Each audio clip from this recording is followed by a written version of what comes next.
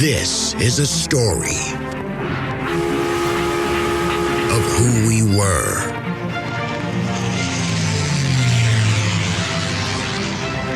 how we got here. Houston, the Eagle has landed. Roger, Tranquility. And where we are going.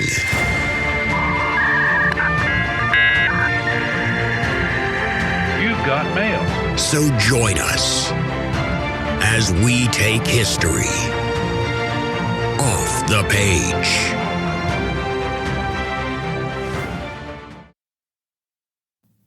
Hello, everyone, and welcome back to another episode of History Off the Page.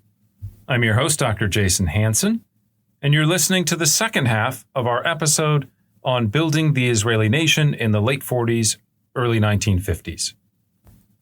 If you haven't heard the first half, I'd highly recommend you go back and do so.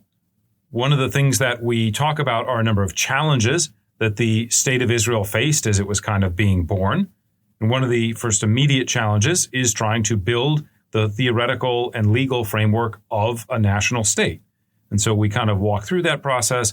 We talk about the origins of the Knesset and some other sort of major political and legal developments as they are kind of intellectually, conceptually putting together the state of Israel. The second thing that we talked about in that first half was also this challenge created by immigration.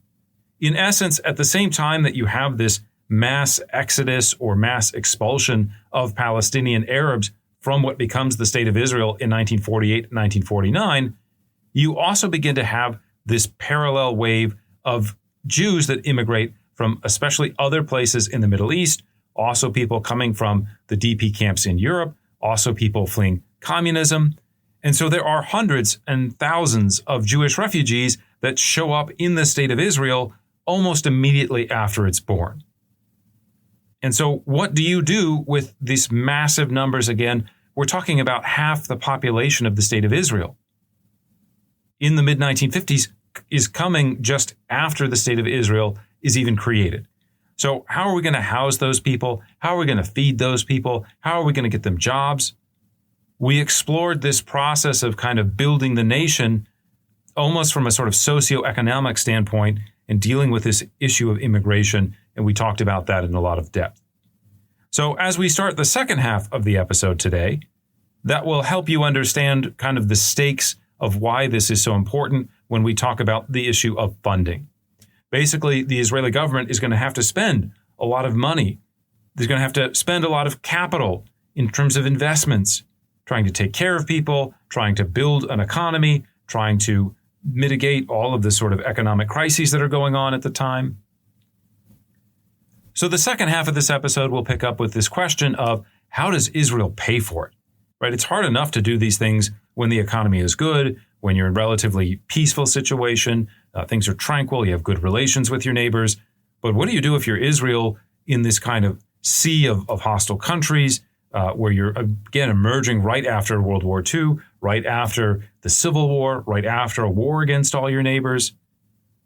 How are you going to pay for settling those refugees, building a nation? That's what we pick up with to start the second half of the episode. So how do we pay for it?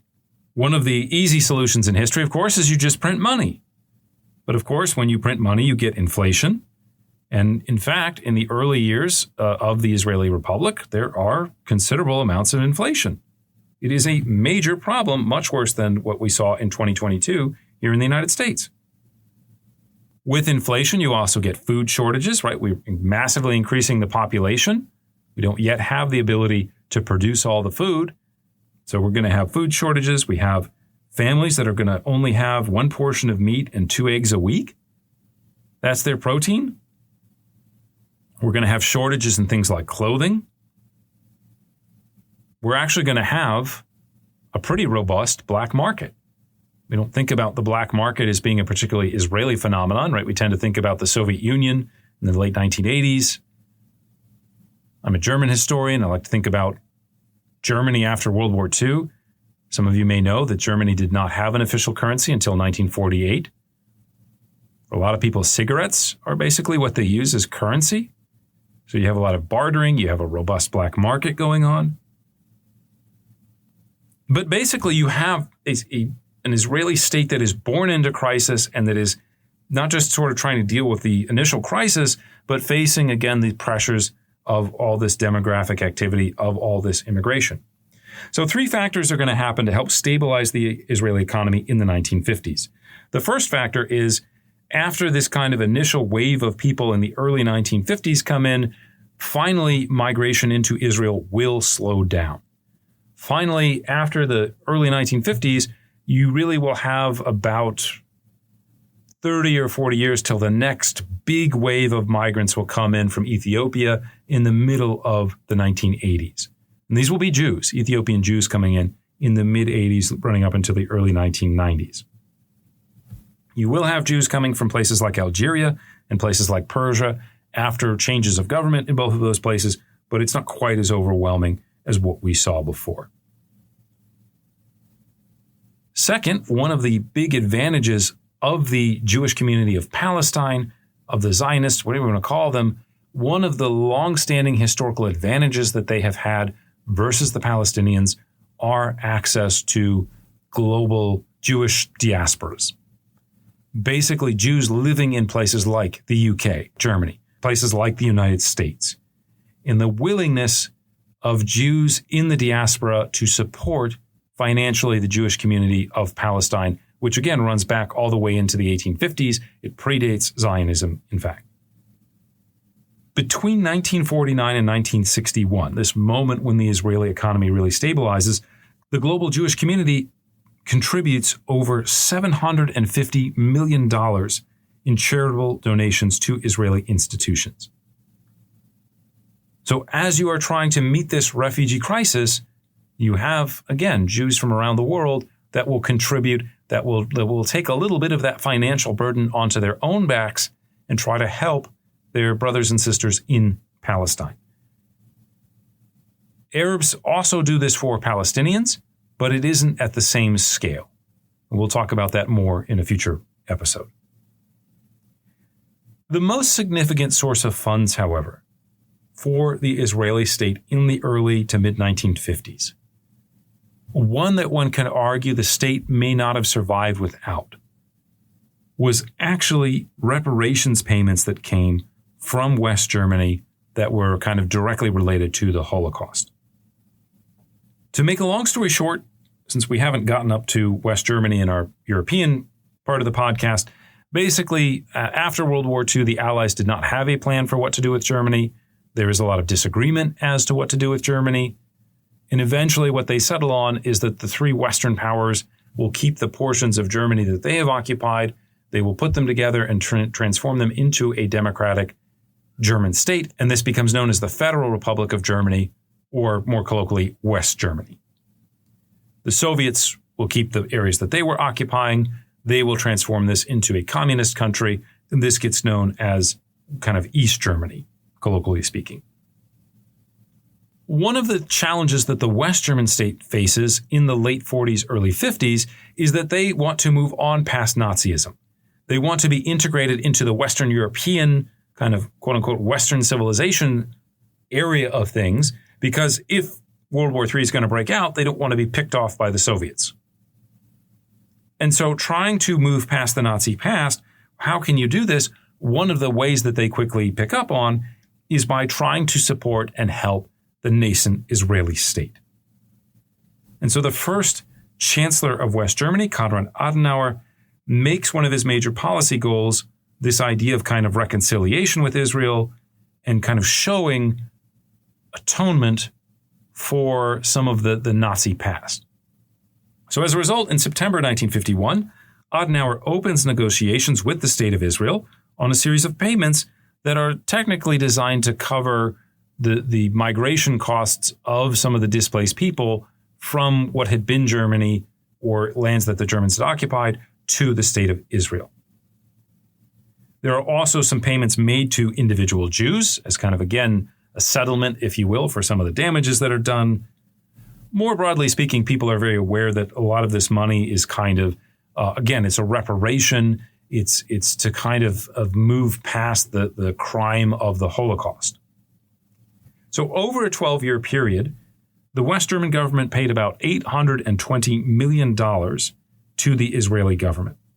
Now, some of this is not just money, but as we said, the Israeli government is trying to resettle all these refugees. It's facing like systemic financial crises. So some of what the West German government is doing, because they don't really have a lot of currency either, they are paying with goods. They are paying in kind, and the Israeli government will take these goods and use them within Israeli society.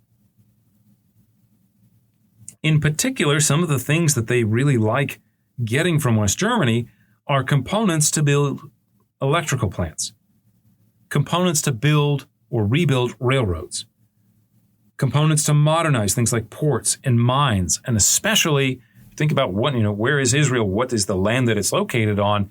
It's basically in the desert in the Middle East. They need water. So the Germans will give them, the West Germans, will give them the technology, will give them the parts to be able to carry out part of this process of irrigation that provides the land, that provides the farms, that will provide the food to be able to integrate these hundreds of thousands of refugees. If you've ever played some of these games like Civilization, or even some of the, kind of like War of Warcraft games where you got to get a resource and you use that to build stuff and then you build more stuff with that, right? That's kind of what happens in the early Israeli Republic, and it is funded by West Germany. All of these investments, again, help Israel survive the massive challenge brought on by the refugee crisis, by the need to rebuild after the war. And it basically allows the country to move towards prosperity by the 1960s. If you go to Israel in the 1960s, or if you had gone to Israel in the 1960s, you would have seen something very dramatically different than what existed a generation prior under the Mandate. Right? The physical landscape of Israel is dramatically transformed, not just in terms of demographics, but in terms of land usage, of demographics in the sense of the population. It is a massive, massive shift. And as we talk about this too, we shouldn't discount the work that individual Israelis did themselves. From policymakers to the workers and families that literally built the country, this question again of building the sort of substructure, if you will, or the fundamental foundations, the economic foundations, if you will, of the state of Israel is this enormous undertaking, and it very, very easily could have gone a very different way. It's not hard to think of counterexamples from global history where maybe not the same amounts of money have been there, but certainly the international community has made money available for investments. Think about a place like Russia in the 1990s, where the IMF, where the international community makes all this money available via loans, is ready for capitalism, democracy in Russia. And what happens, a lot of it is kind of funneled into these companies. There's an enormous amount of corruption, and the Russian economy never really moves past oligarchy. The Russian economy today is not very strong, and to the extent that it is successful, a lot of it is driven by oil prices. Right? It's not the immense advancements that the Russians have made, economically speaking, in building a kind of modern economy. There's other global examples we could talk about too. Think about a place like Zimbabwe, or the Congo or Zaire closer to this period. Think about even Algeria today, right? When the money has been there, and we should note that it has not always been there, but when there has been money available, sometimes the leadership has made poor choices. Sometimes the leadership has been corrupt. Sometimes, someone like Mobutu, what was called Zaire, but today is called Congo. These people are billionaires, or were billionaires, because they basically just stole all the money and used it for their own personal benefit instead of the society as a whole. So whatever the imperfections or the criticisms that one might have about the state of Israel, about the birth, about especially, again, its treatment of Palestinians and Arabs, the economy and society that the Israelis built in the 1950s is pretty damn impressive. Now, I just mentioned how Israel treated the Arabs, and we haven't really talked about that beyond the Nakba. But let's try to talk about this a little bit, because this is really the fourth challenge faced by the building of the state of Israel. if you say you are an explicitly Jewish state, what do you do with the non-Jews that are still living inside of your borders? Because even though, as we saw during the Nakba, there was this expulsion of, again, hundreds of thousands of Palestinians, 600,000-700,000 Palestinians, at the end of 1949, there are still 150 to 160,000 Palestinians who remain within the boundaries of the new state. And when I say remain, I mean physically, they're there. They don't want to leave. This is their home. So what is going to happen now to this significant minority now that the fighting is over? Would they be integrated into the Israeli state?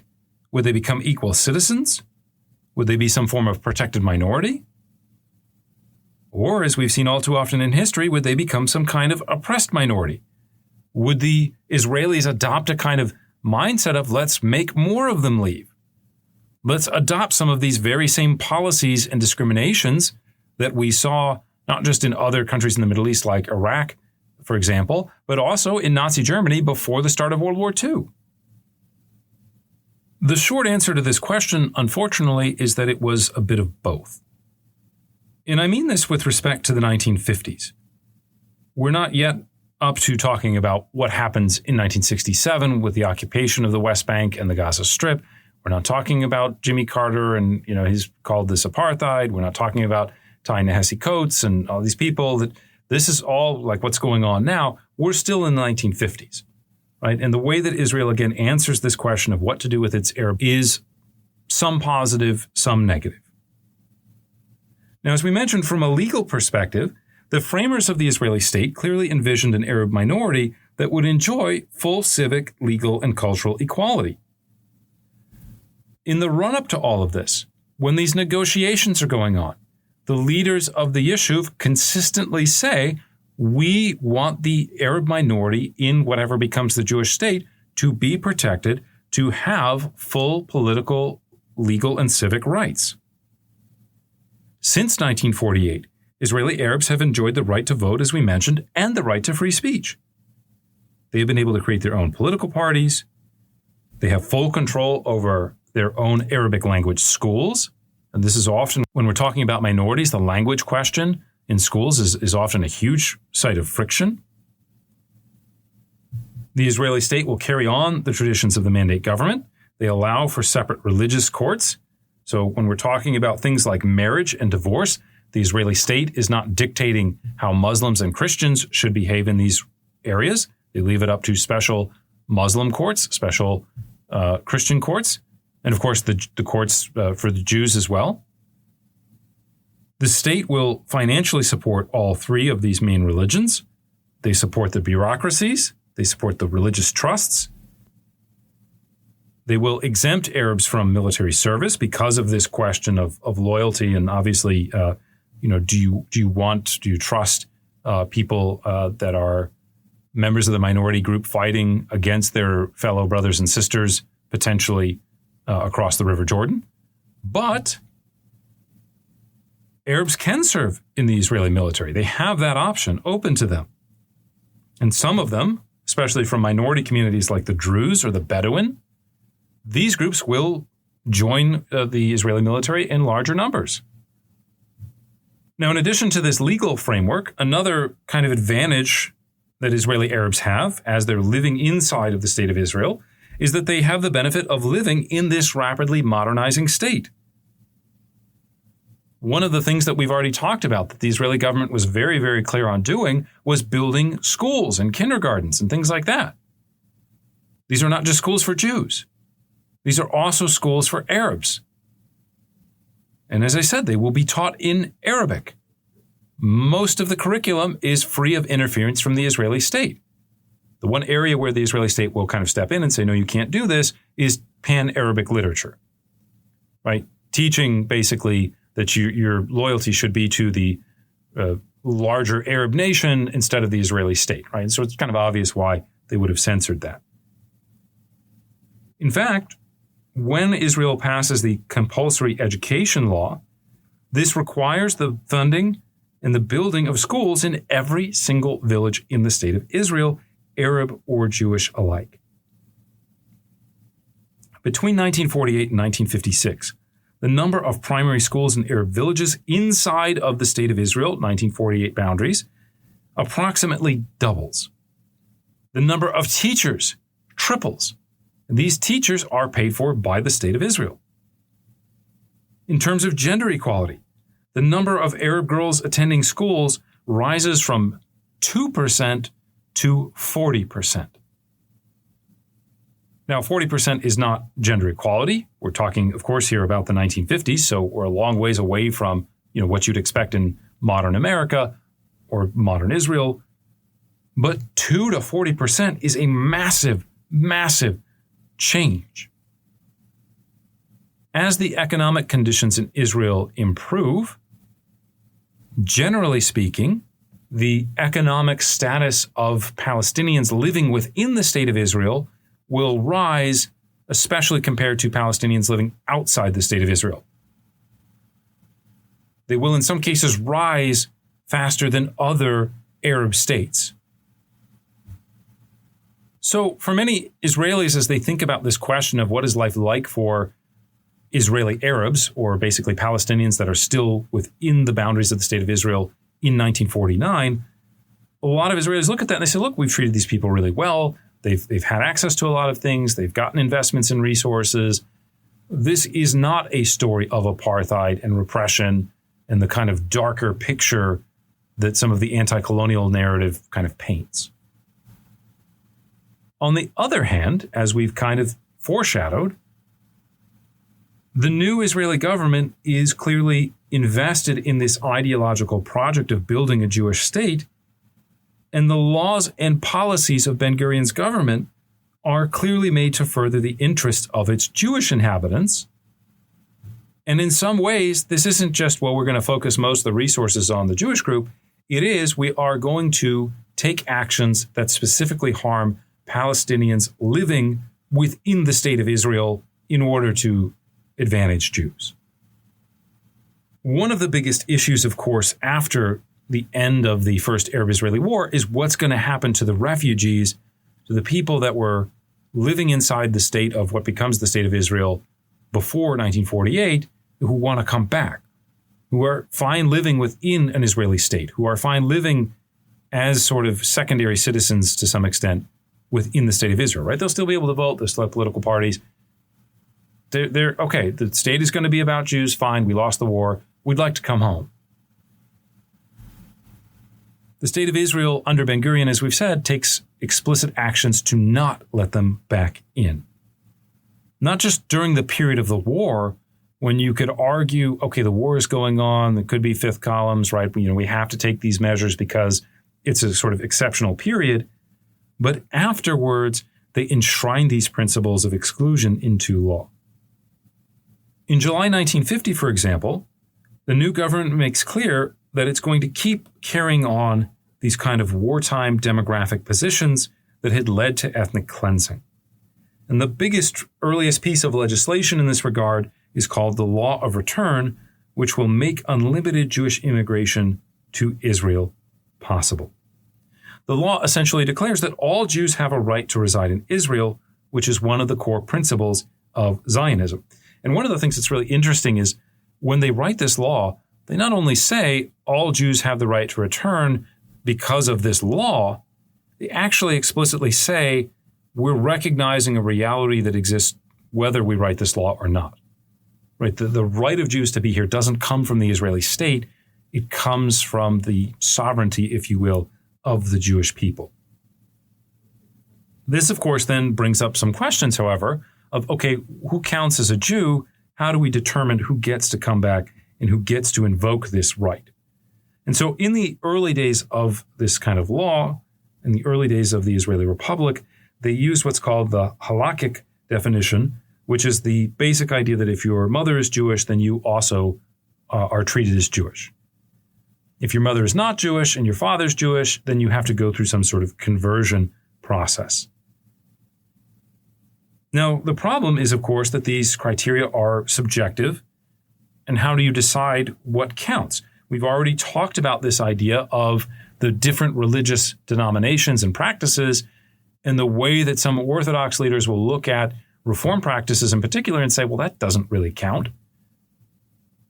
Today, for example, both the conservative tradition and the Reform tradition accept the idea that women can become rabbis, but most Orthodox do not accept that. Most Orthodox would say, no, women aren't supposed to read from the Torah, not directly, so they can't be rabbis. So how do we decide what this means in terms of conversion? Should also add that conversion is a lot different than the Christian context. If you want to convert from most Christian denominations, you simply just say, Jesus is my Lord and Savior, or I accept Christ into my heart, or something like that. In Judaism, you are actually not allowed to proselytize. Conversion is not something that is encouraged. We don't go around saying, hey, you should become a Jew, join the club. If you want to become Jewish, you can do so. My father was born a Lutheran and converted to Judaism, but he had to basically undergo like a test. He had to take religious education classes. He had to prove that he was going to live his life in a Jewish manner. And the higher up you go in terms of religious observance, right? If you go to Orthodox, then it really, you have to demonstrate a lot to be able to become Jewish. And then you undergo an official conversion ceremony, and that's recognized then by the State of Israel. And so here, one of the questions with this initial idea of making the State of Israel Jewish is which kind of Judaism, how are we going to understand, what this is going to look like? But again, the second complication here is what are we going to do with the religious minorities? What are we going to do with Christians and Muslims? How is this going to apply to them with the idea of residency if this is a state particularly for Jews? What are we going to do about the hundreds of thousands of people that are Palestinians that were born within the State of Israel or what would become the State of Israel, but then are expelled in the course of the war? And so again, this right of return law, it makes very clear from an early stage that Israel is going to be a Jewish state for Jews. We're going to encourage Jews coming in all we can, and we're not going to do the same for Arabs. We are going to specifically exclude Arabs from coming back, even if they would have enjoyed the kind of normal residency rights and citizenship rights that one would expect. Now, from a legal perspective, to get around this, one of the things that founders of the Israeli state do is they base the idea of who can vote, who can participate, not on citizenship, because citizenship doesn't exist, because they don't want to answer this kind of tricky question. They base it on residency. So if you still live in the State of Israel, then you can become Israeli. Or if you're Jewish and you have this right of return to come, you can become Israeli. So in 1952, the Knesset finally passed this nationality law. It allowed current legal residents, including Arabs, to claim Israeli citizenship. It allowed Jewish immigrants to do it. It allowed people that were born in the State of Israel to become citizens. Basically, everything gets tied into residency, and because people are not allowed to come back in, they cannot claim residency. The results of the nationality law were devastating to the Arab minority, and they reveal again one of the deep contradictions inherent in Israeli democracy. And this is namely this idea that we're going to privilege the Jewish population or privilege the identity of Jews to come here, become citizens, become part of the body politic, but we're not focused on all of our inhabitants. And we see this baked into these early citizenship laws, which again encourage Jewish immigration. They place almost no barrier on the ability of Jews to claim citizenships, but at the same time, they create tremendous obstacles for Arabs who are inside the State of Israel to do the same. Consider that while a Jew from Yemen can basically show up in the early 1950s, literally gets off the plane, says, I want to be an Israeli, relatively quickly they will gain citizenship, they will become a member of the body politic. Meanwhile, an Arab who is born inside the boundaries of the State of Israel, they have to show proof that they were born there.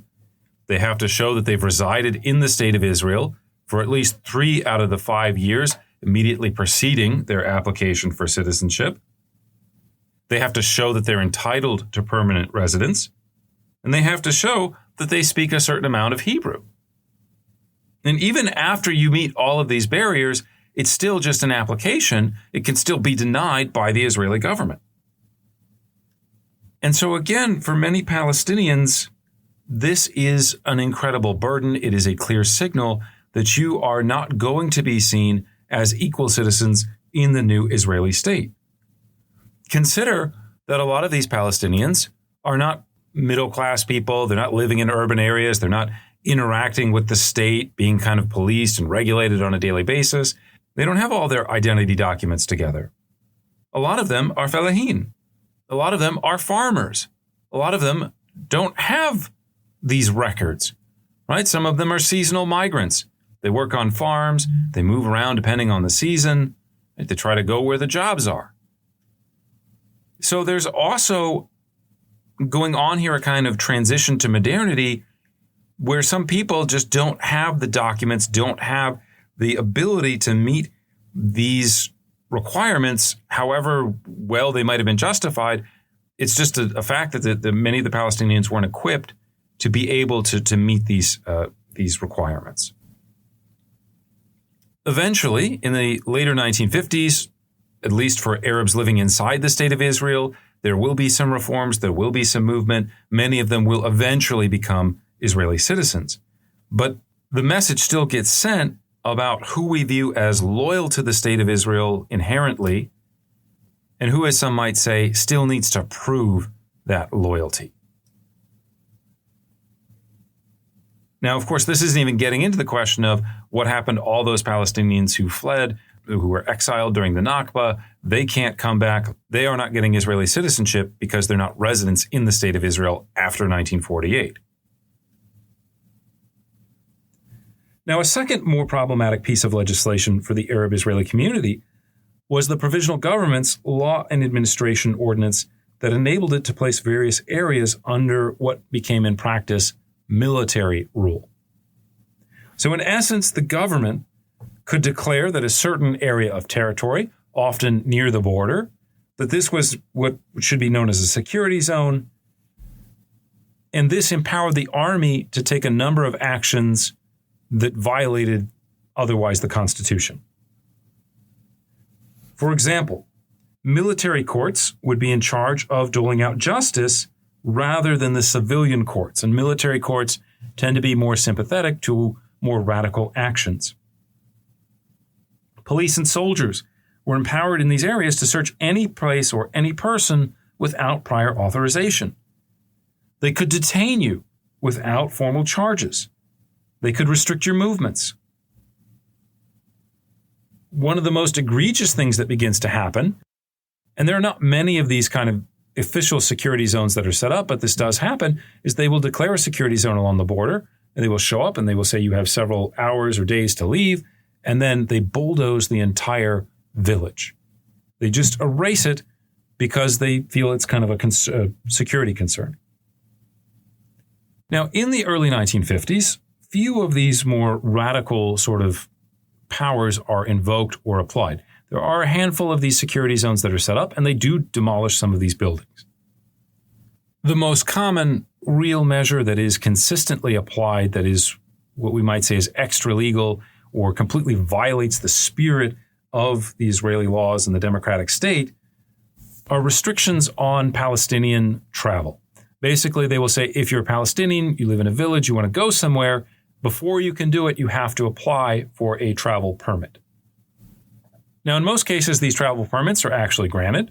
It's not that big a deal to get one, but you still have to go wait in line to get the travel permit. You still have to go and do something that kind of isolates you, that sort of tags you or kind of identifies you, again, as being a member of a minority, as being an outsider, as being someone that the state is more policing than working on behalf of.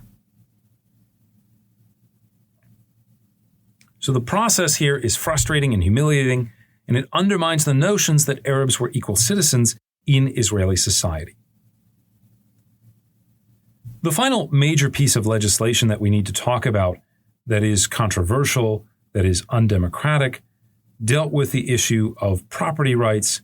And here, basically, the state of Israel expropriates the property of some of the Arab refugees inside of the state of Israel. In 1950, for example, the government undertook steps to make the refugees' exile more permanent by creating this sort of official custodian who's going to kind of take care of what they call absentee property on behalf of all these refugees that were driven out of the state of Israel. In the early 1950s, the custodian begins to declare these lands abandoned, and they will sell them to something called the Development Authority. And the Development Authority will then begin to rent them out to Jewish refugees who they resettle on the land. Now, not only do they do this against Arabs that had either fled or been expelled and were now living outside the state of Israel, where again, they've kind of come up with this intellectual justification, this ideological justification that, well, they fled, they really wanted the Palestinian side to win during the war, they're not loyal to the state of Israel, therefore we can't allow them back in. But on top of that, the state of Israel will seize what they call abandoned lands from about 30,000 Arabs who live inside the state of Israel. In some cases, these are people that were living in one part of the city and the war broke out, so they moved to a different part of the city, and now they can't get back to their old property, even though they never left Israel, even though they never did anything that could rationally be interpreted as being hostile to the state of Israel. These measures are so offensive that even inside of Israeli society, you have a number of prominent Israeli politicians who begin to say, this is wrong, this is unfair, and so they will push the Israeli government towards some sort of restitution for these dispossessed Palestinians. In 1953, the Israeli government responded by passing something called the Land Acquisition Law, which technically awarded compensation in terms of either land elsewhere or cash back to these dispossessed Israeli Arabs. Now, it's not for the Palestinians living outside of Palestine, and this is, again, a huge part of the issue. Should these people not be compensated for their loss of land that they experienced back during 47-48? But it is exclusively for, again, those Israeli Arabs living inside of Israel who lost their land after 1948. This law, even though you could argue, well, this seems reasonable, at least the Israelis are trying to do something, trying to make amends.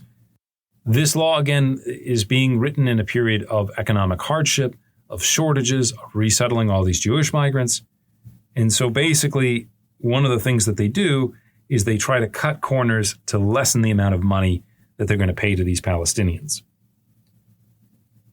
Basically, the way that they do this is they say, we will peg the value of your land in $1950 or 1950 currency, but we're going to pay you in 1952 currency. And again, this is a period of tremendous inflation. And so an Arab worker who is going to get paid about 25 Israeli pounds for their land, or that's what it was valued at in terms of 1950, well, that land now is valued at 150 pounds. So I'm only getting paid 25 pounds for land that today, to buy the equivalent, would cost 150 pounds.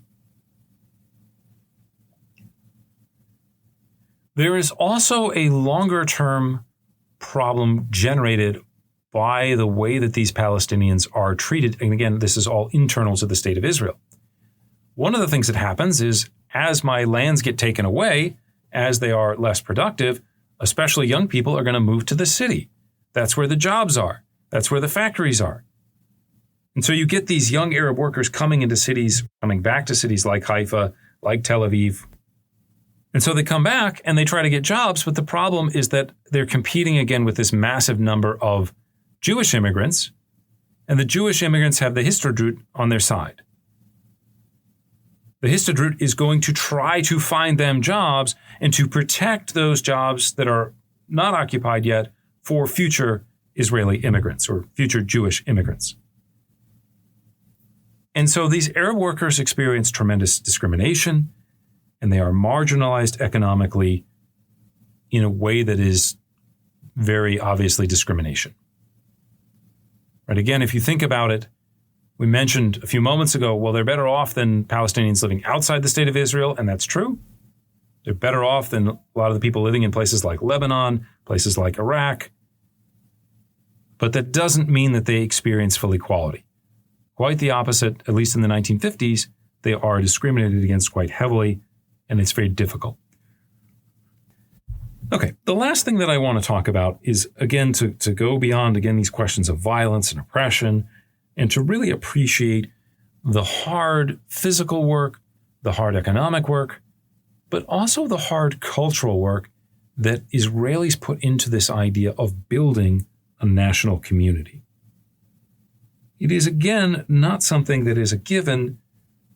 This idea, ideologically speaking, of Zionism, it's easy to write in the abstract about it, but to turn it into a physical reality, to turn it into a mental reality among so many hundreds of thousands of people on the ground, it is extremely difficult to do. And so the last kind of challenge that I want to talk about is how Israelis, again, kind of create these binding agents to bring people into the national community in a kind of cultural way. And there's a lot of different ways that they do this. There's many different things that we could talk about. We've already been going on for a while here, so I'm going to try to kind of keep this somewhat short. It's worth noting that the first major way to do this, of course, is language. Right? How do people assimilate into American society? Language is such a key, fundamental part of that process of assimilation. And so in this context, right, how do you get people from Poland, people from Germany, people from the United States, people coming from Afghanistan, people coming from Iraq, people coming from Morocco? How do you get them to all buy into the same community? Having Hebrew be the national language, teaching it officially in the non-Arabic language schools is a huge part of that. Israelis also undertake a number of other cultural and social programs designed to, again, reinforce this idea of loyalty, or even to articulate that notion of what it means to be Israeli. And one of the ways that pretty much every nation in the world tries to do this is through its currency. Right? Think about what's on your money. Most of you, probably about 2/3 of you, are listening to this in the United States. Take out your dollar bill. Look at what's on the dollar bill. Right? We have presidents. We have buildings related to government. We have Monticello. We have the Lincoln Memorial. We have all these kind of buildings and stuff associated with the national good, with the federal government. Those of you that are in Europe today, you probably have the euro, most of you. What's on the euro? We've got windows and doors and things like that, because we're trying to show something that's transnational, architectural styles, right? Gothic style you can find in almost any European country. And then doors and windows are ways where we transition between boundaries. So people put a lot of effort into what's going to be on their money. What are our values? What are we, kind of invested in? Well, in 1952, when Israel starts kind of manufacturing its own money, it's called the Israeli pound. It later gets changed to the idea of the shekel in 1980 because the pound sounded too British, or the Hebrew term is actually lira. Lira sounds kind of Italian. There used to be a currency called the Italian lira. So they make it the shekel in 1980, but these debates over it stretch back into the 60s. At any rate, when they design these bills, they want to put features and symbols of the national community, but you don't have a queen or a president yet, right? I mean, you have Chaim Weizmann, but you don't want the president to be on the bill while he's still the president. You have all these disparate Jewish backgrounds, so you got to be careful. You can't just put some famous Orthodox rabbi on there or some famous Reform rabbi. So the initial Israeli coins, they tend to focus on things that are unifying, that kind of can bring everyone together into the national community. They have a lot of things like grapes, anchors, lyres, palms, right, kind of hearkening back to this biblical Israeli past that theoretically everybody can access. The major symbol that is on a lot of the money is the menorah, because the menorah, again, is a historical symbol of Jewish belonging. It's something that all the different traditions can kind of buy into. If you're secular, it still kind of relates back to Jewish history. Now, in terms of the paper money, the first generation of bills, they kind of look like stock certificates. They don't really, they just have geodesic designs on them. They don't really even look like a national currency. After 1955, they'll start to articulate a kind of more coherent vision. If you haven't seen these before, I highly recommend going on Google and looking at them because they're fascinating. One of the things that they do is they start showing what this new Israeli society is supposed to look like. And that society is not full of people wearing kind of orthodox robes and, with the long kaftans, the curly kind of sideburns, the kind of look that you would see if you go to New York, right? You see these Jewish guys walking around. They're fairly obviously Orthodox or Hasidic Jews. Instead, they project this kind of modern secular society. The 500 Pruta note, for example, features ruins of an ancient synagogue on one side and then an abstracted menorah on another. 1959, they develop this even more, and they show on the one side this kind of group of workers. They're doing different tasks. You have a bunch of fishermen, you have farmers, you have factory workers, scientists, etc.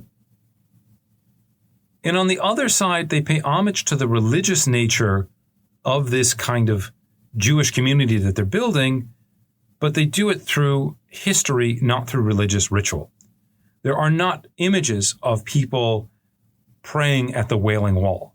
There are not images of people going to synagogue.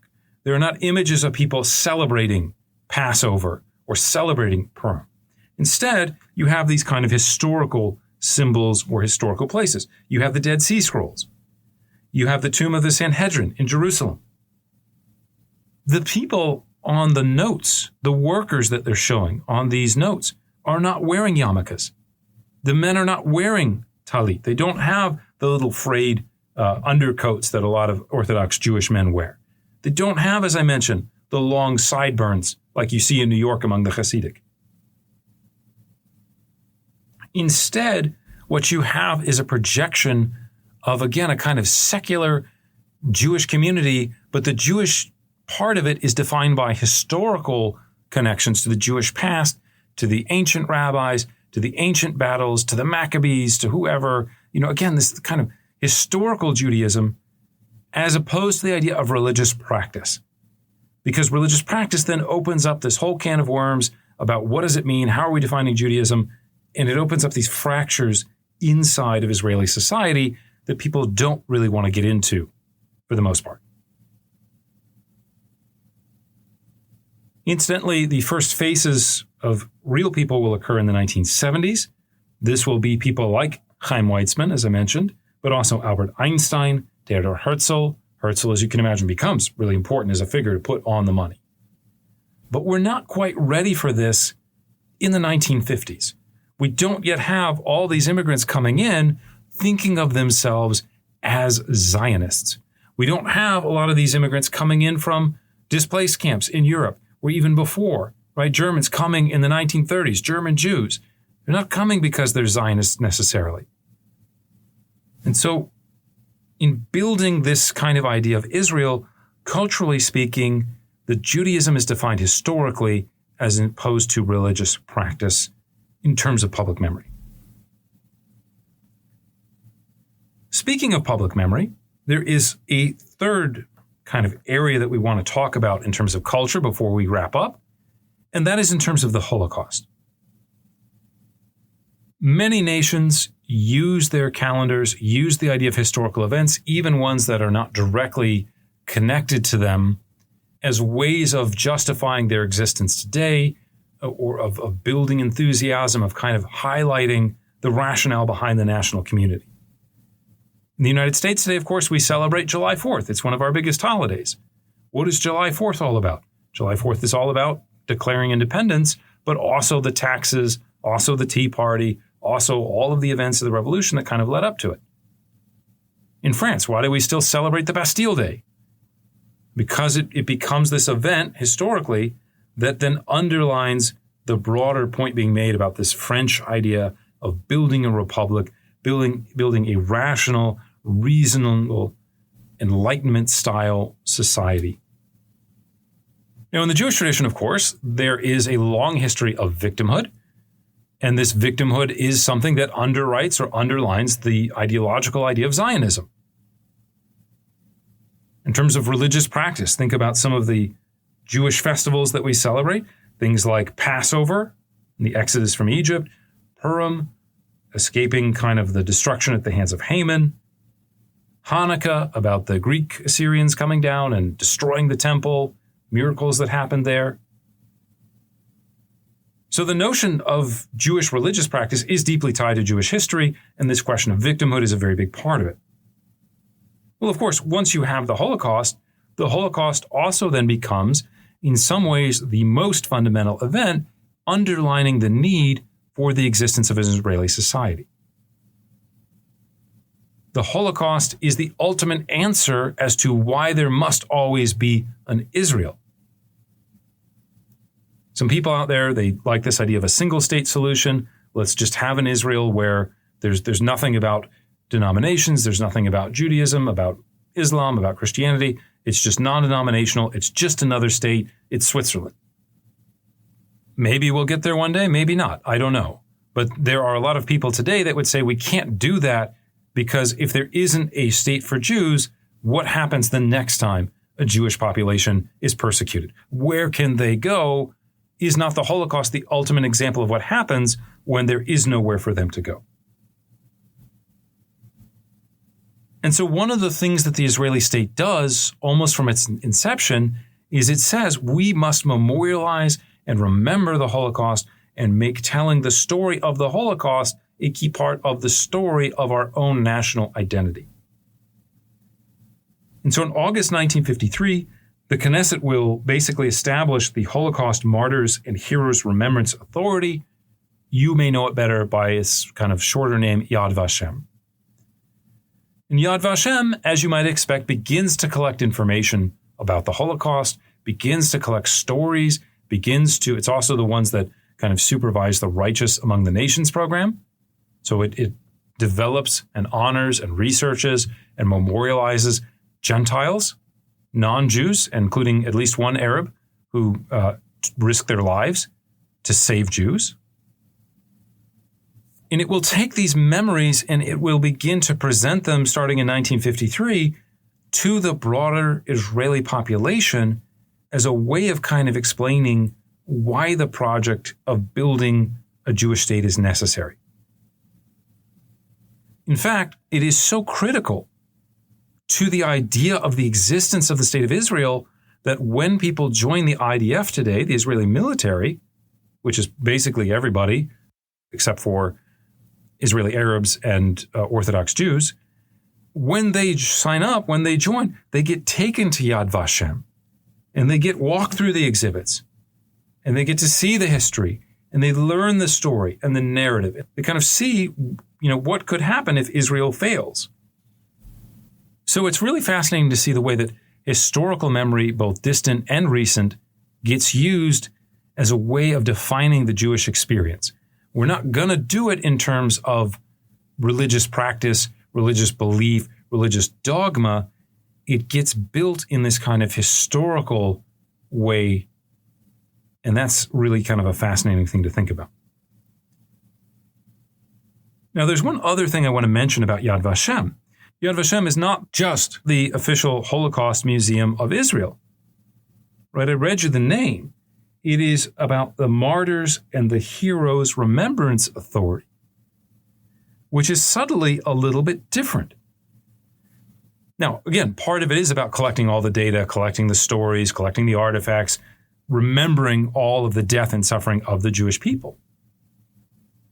But it is also about kind of amplifying or celebrating or making into a value a different part of the Jewish experience, which is not just about suffering and trying to escape and, oh boy, how can we escape Haman? Can we get the king to allow us to arm ourselves? Part of it is about a defensive Judaism, a powerful Judaism that will be able to resist. There are a number of points in the foundational law that kind of, again, define what Yad Vashem is supposed to be doing. A number of these kind of points are about not the suffering part, but about the resistance part. One of the laws says we need to focus on, quote, the fortitude of Jews who gave their lives for their people. Another mentions the heroism of Jewish servicemen and of underground fighters in towns, villages, and forests who staked their lives in the battle against the Nazi oppressors and their collaborators. To remember the heroic stand of the besieged and fighters of the ghettos who rose and kindled the flame of revolt to save the honor of their people. To remember the sublime, persistent struggle of the masses of the house of Israel, meaning Jews, on the threshold of destruction for their human dignity and Jewish culture. And so again and again, what you see here is that it's not just a commemoration of suffering and a loss and a kind of, oh, well, we better, have an Israel or else we're all going to die. But it is to create this idea of what future Israelis should look like. That future Israelis should be inspired by the actions of someone like Mordecai and Yelovitz, who was the leader of the Warsaw Ghetto Uprising. That they should be inspired by someone like Hannah Shenis, a 23-year-old woman who parachuted into Yugoslavia in order to help basically the Hungarian Jews. And when she found out that it was already too late, that the Nazis had already taken over Hungary, she went in and tried to sort of foment revolt on her own. She was captured and she was executed in 1944. But again, the point here is that the new Israeli state is kind of rhetorically inventing or reflecting or celebrating this new idea of what it means to be Jewish, and it is going beyond this idea of religious belief, and it is grounding it in this kind of idea of Jewish experience. It is creating a new vision of what it means to be Jewish, which is not really based on, again, the religious practice of it. We just had Yom Kippur last weekend here. I was in services. I was thinking about atonement, thinking about the Ten Commandments, thinking about the religious practices, thinking about religious rituals, bar mitzvahs, what you do when someone gets married, what you do when someone dies. The new type of Israeli Judaism is one that is going to be based not just on the past, but also on the future. It will be secular. It will be powerful. It will be one that has emancipated itself from the cycles of Jewish victimhood. The story of the Holocaust for Israelis isn't ending in 1945 with the sort of end of the war and, okay, we liberate people from the camps.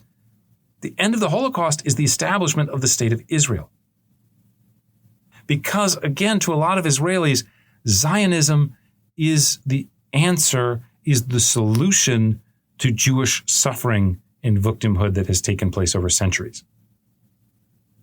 And so there is this kind of utopianism in it, especially in the 1950s, as this first generation is kind of doing the work. That they're not just building a state, but they are, again, creating this kind of future, that they are not just Jews that have resettled in this area and now they're going to live there, but it is the idea that they are building a nation, that they are building an identity as well. A nation that is modern, a nation that is industrialized, that is, again, secular, that is, to some degree, socialist. And again, most importantly, one that is strong enough to defend itself from anyone that would challenge the idea of Jewish independence, anyone that would try to make Jews suffer again in the same way as before 1948. Now, obviously, there have been evolutions since. We're talking about something that happened about 75 years ago. We should mention that within this broader vision of what Israel is supposed to be, you also have the religious Orthodox Jewish kind of vision, which is quite different from the secular one that we've been talking about. But basically, by the early 1950s, this notion of Israeli nationality, Israeli nationalism, this has now crystallized, and it's critically important, obviously, to understanding the evolution of modern Israeli politics. Okay, a couple points here to kind of wrap up our thoughts about the founding of the Israeli nation. First, we have to emphasize again the discriminatory nature of Israeli politics. Again, right from the beginning, right from the very foundations of the state, Israeli leaders made it clear that the state that they were building was not only a sort of Jewish majority state, but that the focus of the country's politics would be on the welfare of Jews. Not only Jews living in the state of Israel or in the broader region of Palestine, if you prefer, at the time, But in many ways, Israel is focused on the global Jewish diaspora. Israel is focused on stories of what is happening to Jews outside the boundaries of the state of Israel. And this is one of the reasons that when we describe it as a Jewish state, it's a Jewish state in the sense that it claims to speak on behalf of all Jews, and that creates these kind of deep contradictions and complications with the people that are inhabitants of the state of Israel who don't happen to be Jewish. Now, in retrospect, this decision is in some ways very understandable. If you think about the context, if you think about the immediate history right before the foundation of the state of Israel, with the violence of World War II, with the Holocaust, if you think about the resistance in the 1920s and 30s, as we've talked about in the podcast, to the idea of building a Jewish community in Palestine when Jews would not necessarily have been the majority. This resistance is carried out not just by local Arabs, but also members of the international community. And so it's not hard to envision kind of early Israeli leader, a Zionist leader, if you will, in the 1950s thinking, well, if the Arab political leaders weren't interested in creating a multi-ethnic state, again in the 1920s and 30s, now that the demographics have flipped, why should we be interested in creating a multi-ethnic state? But the decision to so clearly ethnicize Israeli politics also, again, creates this kind of long-term crisis as to what to do with the sizable Arab minority that is going to still live inside the Arab state even after the Nakba. What do we do with people who don't fit into the project of Jewish nation building? And I'm sorry to say this, but the Israelis have struggled to come up with a clear answer to this problem in the years since. Now, there was some progress made in the later 1950s, once the economic crisis resolves itself or resides, once you have kind of more stability, once the kind of existential nature of Israeli existence isn't felt so immediately, there will be some reforms, there will be some pushback coming from, I might add, Jews within Israeli society, thinking about what they want this Israel to look like. Some of them look at the condition of their fellow Arabs and say this is not acceptable. But whatever progress was made in the late 1950s, this is all completely erased by the conquest of Gaza and the West Bank in 1967, when basically the Israeli state is now going to start ruling over hundreds of thousands of additional Palestinians. Where do they fit into this project? Where are they supposed to go? How are they supposed to be kind of governed? What is their future destiny? Right? All of these things become even more important after 1967. And as we can see from the present day, they haven't figured out a solution to it. As these processes have played out, as Israel has faced these kind of challenges and questions, as in the early 1950s, all too often the Israeli goal of democracy and the belief in human rights that is enshrined, as we talked about, in the Israeli constitution, in Israeli law, a lot of times these focal points get set aside in the name of security. We have what the laws are supposed to be, but there is some kind of extenuating circumstance, there is an emergency, there is some kind of crisis that must be resolved where we have to set aside these legal protections, these civil rights. And this is something that's still going on today, obviously. So one could argue quite strongly that the lack of a Palestinian state, combined with the kind of Jewish-centric nature of the Israeli government, of Israeli democracy, has not only kept, but will continue to keep, the conflict between the two groups alive for many years to come. At some point, Israel will probably have to let go of some portion of the occupied territories, or it will have to stop being a Jewish state.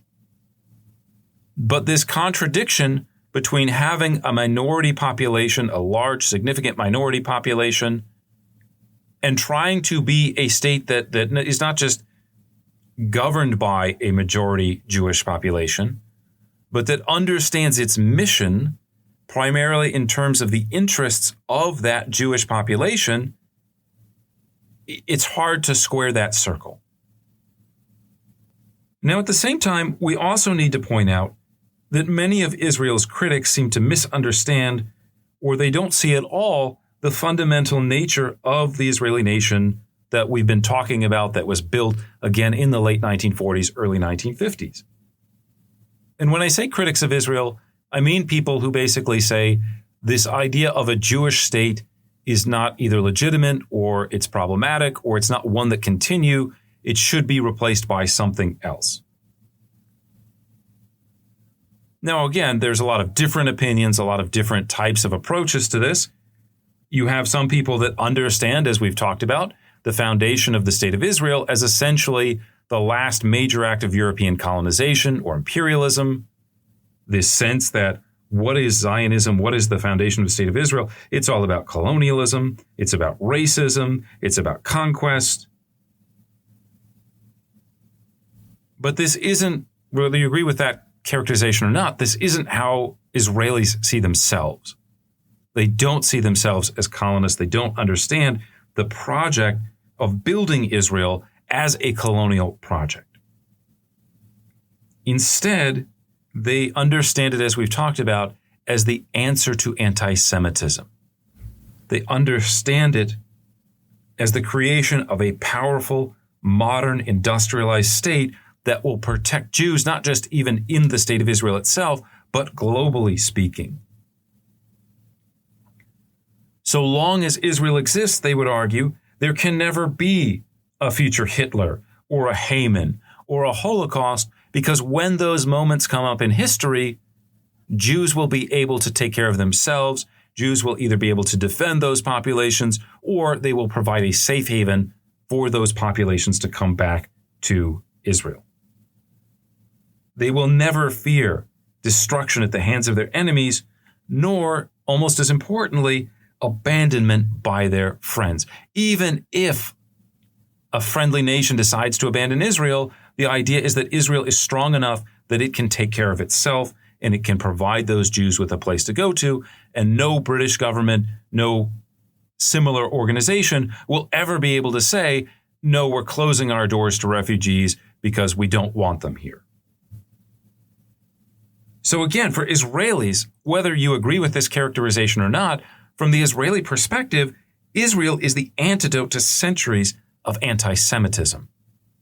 And I don't know that some of these critics of Israel understand that element of Israeli nationalism. Where this is going to go in the early 1960s and 1970s is that you get a number of kind of quote-unquote resistance movements that are predicated on the notion that you can get rid of Israel, that Israel is just a colonial state, that it's analogous in many ways to Algeria, where you had a large sort of French colonist group called the Pieds Noirs that came in. You had a very well-established French colonial state. And so especially in the 1960s and 70s, you get groups like the PLO, you get people like Yasser Arafat, and they look at the situation and they say, all we need to do is use enough targeted acts of violence, whether we're talking about bombings, whether we're talking about kidnappings, whether we're talking about hijackings. If we do enough of that, we can basically convince these people to quote unquote go home. But as we've seen, however, the whole point of creating Israel is predicated on the notion that there is no other real home for Jews, that there's nowhere to go back to. And in fact, the creation of the state of Israel is the creation of a Jewish home. And so this concept of insurgency, which goes all the way back, as we said, to the 1960s, it runs all the way up until Hamas in the present day and the war in Gaza. This concept of insurgency, I would argue, not only has not brought liberation to the Palestinian people, but I don't think it ever will. In fact, I would argue that it has only led to more suffering, more violence, that it has enabled Israelis to say more and more often, let us set aside these democratic norms and values and laws because of security concerns. Now, the other more recent response that we should mention has been for people to advocate what one might call a single-state solution or a one-state solution. And in this vision, basically what should happen is Israelis or Jewish Israelis should give up power in the name of creating a multi-ethnic, fully democratic state with civic protections for all religious minority groups. And this state would ostensibly have a Palestinian majority, because basically one of the conditions is if you get rid of this focus on Jewish identity and the state needing to advocate and operate on behalf of Jews, well, now there's no longer any reason to deny those Palestinians, and really at this point their descendants, the right to return to Israel or Palestine. And so basically with a one-state solution, you would get a return, theoretically, of large numbers of people from the Palestinian diaspora, and basically you would get a Arab majority state with a protected Jewish minority. This idea in many ways is based on what happened in South Africa in the early 1990s, where basically you had descendants of a white settler colonial population, and they gave up political power in 1994 to the native African majority. This is in many ways obviously a very noble vision. And it would be fantastic, I think, for everyone if people in the Middle East could just get along with each other, right? If we could set aside these distinctions about Jews and Arabs and Muslims and Christians and, just everybody get along. But I think for those of you that advocate for this or that see this as a practical solution, again, there's a problem here, which is that you are missing kind of the foundational or fundamental element of Israeli nationalism, which again is not based on this desire for material prosperity. And it's not even based on the idea that, well, Jews just need a place to practice their religion without discrimination. But this idea that you could set up a multi-ethnic state, Jews would be a minority, but as in the United States, right, Jews are free to worship openly. Jews have civic rights. This is the case in many countries, not everywhere, but in many places, Jews have the right to be Jews. But that's not what Israel is about. The heart of Israeli nationalism, the heart of Israel's existence again, for many Israelis, is the belief, as I said, that this is the bulwark or the antidote to anti-Semitism. And so at a bare minimum, the idea of rethinking the necessity of Israel as a Jewish state is something that would have to be a multi-generational project. It's something that would have to take place against a disappearance globally of anti-Semitism. People would have to think, I'm not really worried about anti-Semitism. I'm not really worried about the potential of another future Hitler, another future Holocaust. We're so far beyond that now. How long will it take Jews, particularly Jews living in Israel, to think, okay, anti-Semitism is over, we're never going to have to deal with it again? I would be shocked if we ever reach that point during my lifetime. I think, unfortunately, if we look around the world today, we seem to be headed in the opposite direction. We are seeing globally more anti-Semitism. And I think especially with the prevalency of social media, of fake news, of the kind of reflexive, there's a problem in the world, oh, it must be the Jews' fault, it must be this minority population's fault.